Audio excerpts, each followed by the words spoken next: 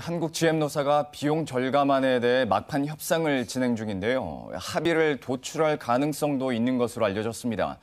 오늘까지 합의에 이르지 못하면 법정 관리가 불가피한 상황이었는데 한국 GM노사가 극적으로 막판 타결에 성공할지 주목되고 있습니다. 취재기자와 함께 한 걸음 더 들어가 보도록 하겠습니다. 산업일부 최종근 기자 나와 있습니다.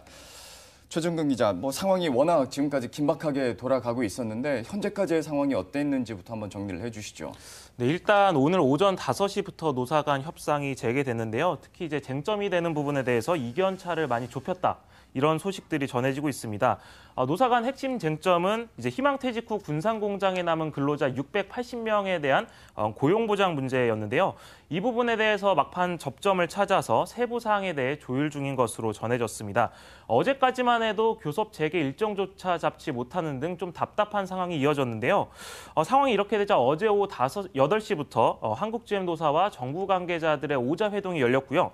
장시간 논의한 끝에 접점을 찾은 것으로 알려졌습니다. 오자회동에는 베리앵글 GM 해외사업부문 사장과 카오카잼 한국GM 사장, 그리고 이만택 노조지부장 등 한국GM 관계자와 홍영표 더불어민주당 의원, 그리고 이성기 고용노동부 차관 등이 참석했습니다. 물론 잠정이겠습니다만 오늘 중으로 그러면 한국GM 노사가 합의를 하게 된다면 최종적으로 법정 관리는 피할 수 있게 되는 겁니까? 네, 그렇습니다. 당초 한국GM의 데드라인이 지난주 금요일, 그러니까 22일이었는데 당초에는 이제 노사 임단협이 결렬된 직후 이사회를 열어서 법정관리 신청 안건을 의결할 예정이었습니다. 하지만 노조가 주말 동안 교섭을 좀 이어가자 이런 얘기들을 많이 했고 의지를 밝히면서 법정관리 선택을 오늘까지로 연기하기로 했고요. 이에 따라 한국GM의 법정관리 여부가 결정되는 마감 시한은 오늘 오후 5시입니다. 만약 이때까지 노사가 비용 절감안에 대해서 잠정 합의를 이루지 못하면 한국GM은 이사회를 열어서 법정관리 신청을 의결할 것으로 보이고요.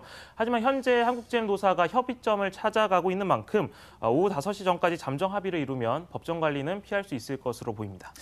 물론 양측 모두가 법정 관리는 가고 싶어 하지 않을 테니까요. 이제 잠정 합의 가능성이 그만큼 높아지고 있는 상황인데 그렇다면 만약에 잠정 합의가 이루어졌다.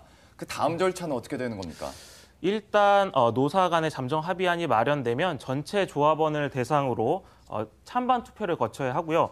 또 이번 주에 당장 한국GM이 필요한 자금이 한 4억 5천만 달러, 약 4,800억 원 정도가 필요합니다.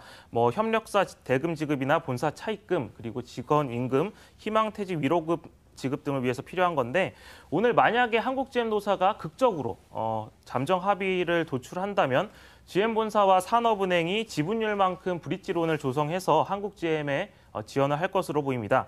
이렇게 되면 산업은행은 지분율에 따라 약 800억 원 정도를 대출 형태로 지원하게 될 것으로 예상이 되고요.